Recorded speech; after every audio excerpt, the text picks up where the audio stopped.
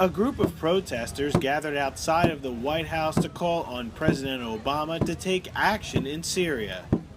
So in response to Caesar bravely coming with his photos of regime torture in Syria, there are many members in Congress who pledged their support that they would do something to rescue the over 100,000 people that are still being tortured to death in Assad's jails. And it's been 1 year since his historic testimony. So today in Congress there is yet another meeting with senators and congresspeople to expose these atrocities. We are here to support our families and our people, to say President Obama must act. It's 5 years old, all the people, they live in suffering. All the people, they are really tired from the war. It's 5 years, all the children, they didn't go to school, they live in bad situation, so it's the time to act. Every day the Syrian planes go and bomb civilians with helicopters and MiG airplanes made by Russia. Assad is being helped by Iranians, by Hezbollah and by Russians to kill its own people. This is unprecedented.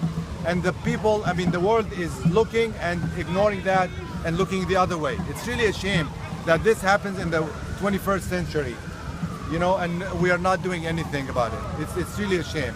So what do you guys want the Obama administration to do in terms of acting against Syria? Any specific things you're calling for? So at this point, the president is completely blocking any sort of humanitarian zone or any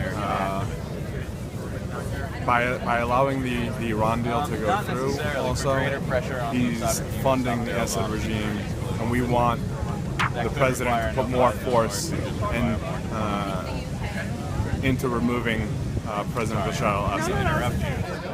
Look, I worked for the Obama campaign. I was a field director in 2008. This was a president that we thought would be different than other politicians. Someone who had on board Samantha Power, someone who wrote the book A Problem from Hell, who talked about these case studies in Democratic and and Republican administrations that stood by as genocide happened, as horrible never again moments occurred.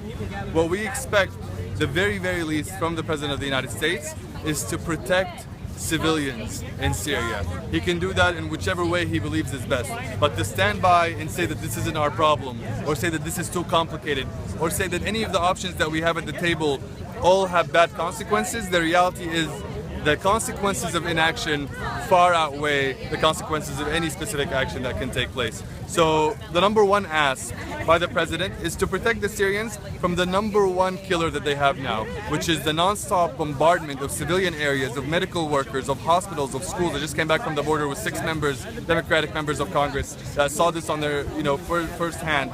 To stop the aerial bombardment of the Assad regime. So protection of civilians from the aerial attacks of the regime that are killing thousands of people every day and every month and every year that has passed. In Washington, I'm Nicholas Balassi.